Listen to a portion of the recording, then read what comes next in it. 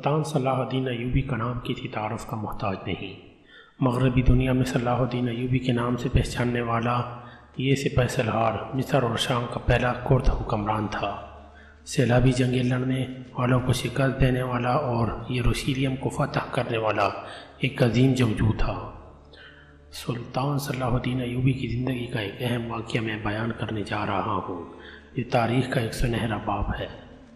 سلطان صلاح الدین ایوبی کو جب مصر کا گورنر مقرر کیا گیا تو آپ جب مصر تشریف لائے تو کہا گیا، حضور آپ بڑی لمبی مسافت سے تشریف لائے ہیں، پہلے آرام کر لیں۔ سلطان ایوب رحمۃ اللہ علیہ نے جواب دیا، میرے سر پر جو دستار رکھ دی گئی ہے میں اس کے اہل نہ تھا، اس دستار نے میرا آرام اور میری نیند ختم کر دی ہے۔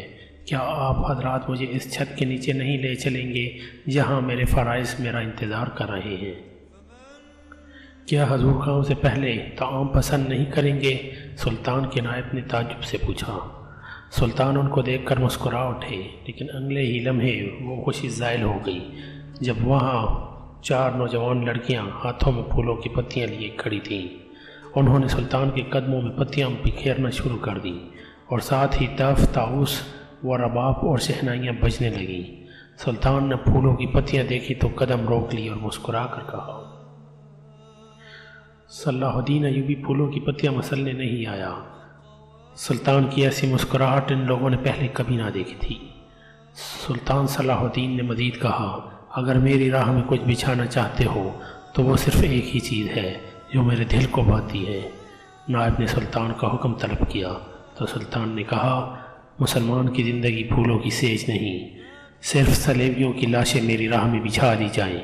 سلطان کی آنکھوں سے شعلے نکلنے لگے۔ سلطان صلاح الدین ایوبی نے کہا، صلیبی سلطنت عثمانیہ کو چوہوں کی طرح کھا رہے ہیں، اور جانتے ہو وہ کامیاب کیوں ہو رہے ہیں؟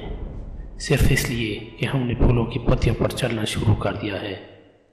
میری نظریں فلسطین پر لگی ہیں اور تم میری راہوں میں پھول بچھا کر مصر سے بھی اسلام کا پرچم اتروانا چاہتے ہو۔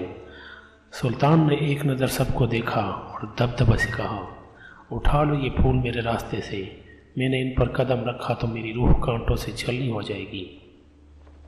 ہٹا دو ان لڑکیوں کو میرے راستے سے، کہیں ایسا نہ ہو کہ میری تلوار ان کے دلکش بالوں میں الجھ کر بیکار ہو جائے۔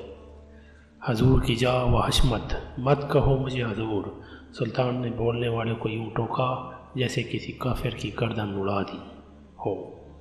مزید کہا، حضور وہ تھے جن کا تم کلمہ پڑھتے ہو اور جن کا میں غلام ہوں، بے دام ہوں۔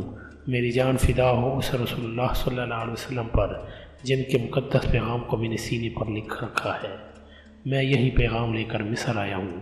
صلیبی مجھ سے یہ پیغام چھین کر بحر روم میں ڈبو دینا چاہتے ہیں، شراب میں غرق کر دینا چاہتے ہیں، لیکن میں انہیں ہرگز کامیاب نہیں ہونے دوں گا۔ دوستو، صلاح الدین ایوبی نے ساری زندگی میں جو کچھ کمایا اس کا بیشتر حصہ صدقہ و خیرات میں خرچ کر دیا، اور کبھی اتنی دولت جمع ہی نہ کر پایا کہ زکوٰۃ ادا کرتا۔ صلاح الدین ایوبی کی ایک بڑی خواہش تھی کہ وہ حج ادا کرے، لیکن وہ جہاد میں اس حد تک مصروف رہا کہ اس کے پاس اتنی رقم ہی جمع نہ ہو سکی کہ وہ حج ادا کر سکتا۔ وہ حج کیے بغیر ہی انتقال کر گیا۔ سلطان صلاح الدین ایوبی نے 57 سال کی عمر میں وفات پائی، اور انتقال کے وقت اس کی جائیداد کی کل قیمت صرف 47 درہم اور 1 دینار تھی، اور اس نے نسلوں کے لیے کوئی دولت کا انبار نہ چھوڑا۔ دوستو، امید ہے کہ آپ کو میری یہ ویڈیو پسند آئی ہوگی۔ مزید اچھی اسلامی، تاریخی اور دلچسپ واقعات کے لیے میرا چینل سبسکرائب کر کے بیل آئیکن پر کلک کریں۔ آپ اپنی رائے کا اظہار کمنٹ باکس میں بھی کر سکتے ہیں۔ آپ یہ ویڈیو اپنے دوستوں اور احباب سے ضرور شیئر کریے۔ شکریہ۔